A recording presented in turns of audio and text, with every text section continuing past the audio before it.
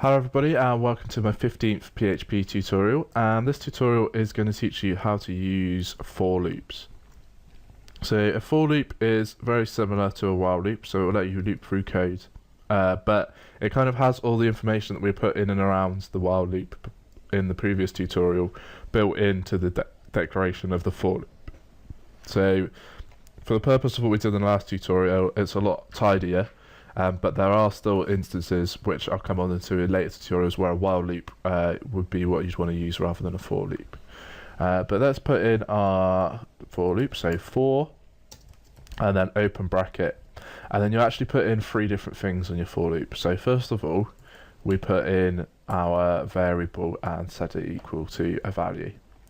And so this time, instead of having to have one outside of our while loop, we actually build it into the declaration of the for loop. And we then put a semicolon, and then we put in our test statement. So $x is less than or equal to 5. You then put a final semicolon, and you put in what you want to change the variable by. So I'm going to put $x plus plus. And then I'm just going to put in some spaces just to make it look a bit tidier. And then we put at our end our curly little braces, and then in here is our code that's going to loop.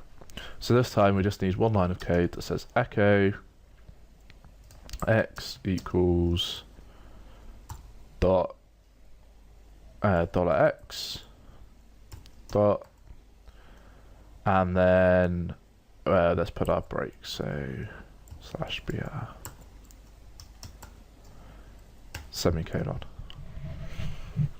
and then let's press save. And then when we bring our website in and we refresh this, and then it's going to do exactly the same as the last tutorial, so 1 2 3 4 5. You can actually skip steps, and you can do this with the while loop as well. So you can put plus equals 2, and then let's say less than or equal to 10, and then this is going to do all the odd numbers up until 10.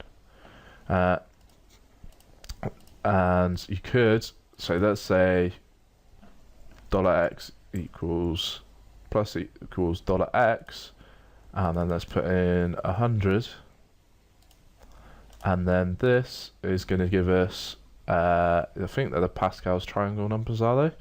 I'm not quite sure. Was one of you mathematicians watching to tell me whether I'm right there or not. I haven't done my maths education for quite a while, but so that is how you would use a for loop. They're very useful. There's a couple of other types that I'm going to come on to in coming tutorials. But that's going to be it for this tutorial, and I hope to catch you soon.